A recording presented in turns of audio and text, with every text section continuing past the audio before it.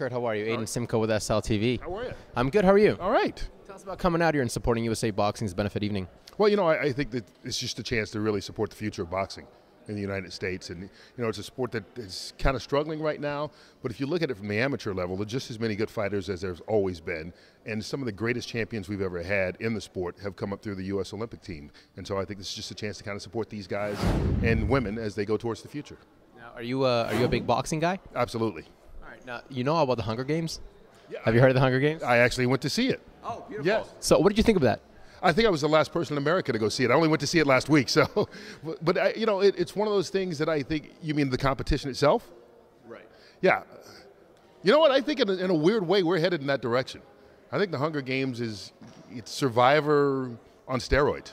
You know, and I think that's, trust me, not too long from now, it may be something very similar. Although, I don't know if somebody's ever going to get killed. And once they do, that'll kill the game. Right. No pun intended. But I think that we're getting closer and closer to the reality of the Hunger Games. Well, speaking of that, if you had a chance to create your own match of the Hunger Games in the boxing ring, minus the death, of course, who would you pick?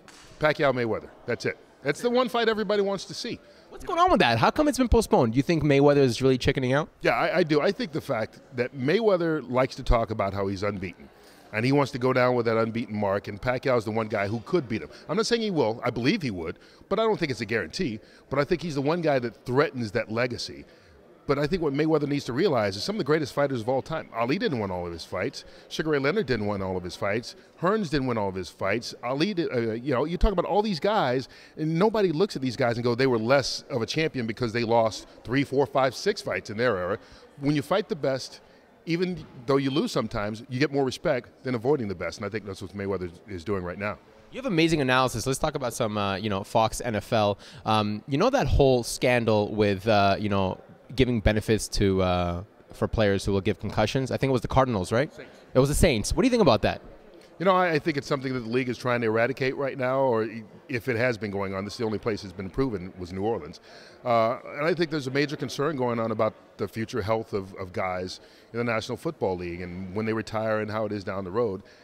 We've always heard coaches and organizations and people go get them, break their legs, all those kinds of things from you know, a rhetorical standpoint, really. But when it got to be very specific, when the tape came out, I think that did more damage publicly than anything else. And the league knew already about it when you're talking about targeting specific areas. And I think that can't be tolerated at any level. That's very true. One last question for you is, you know, coming from you, I mean, you probably know NFL inside and out. Who would be your I guess 2 teams picks for next year's Super Bowl? I don't know yet. I'm going to avoid that one for a while because the draft hasn't happened yet. I know it's super early. That's why I'm interested to know, like, before anything goes down, who would you just throw out? Well, because teams change so quickly. You know, I mean, I think if you look at it, it's hard to tell. We'd like to try and do it in March and April, but it's almost impossible. I remember going to San Francisco last year in August.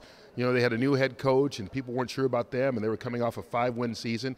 And I said I thought this team was going to be better, but I certainly didn't think they'd, you know, be within an overtime field goal away from going to the Super Bowl. So I'm going to skip that one until August. Right. What's your last prediction for Tebow and the new team? I think it's going to be trouble. I think that's not. I don't think it's going to mix well at all. I think the Jets are a team that's teetering. I think Mark Sanchez is the starting quarterback there who is going to be constantly looking over his shoulder. And I don't see him lasting throughout the season as the quarterback. Tebow takes over at some point, and I don't think you can win on a regular basis in the NFL with a quarterback like Tebow. Spoken like a true champ. Thank you so much. I'm Curt Menefee, and you're watching SLTV.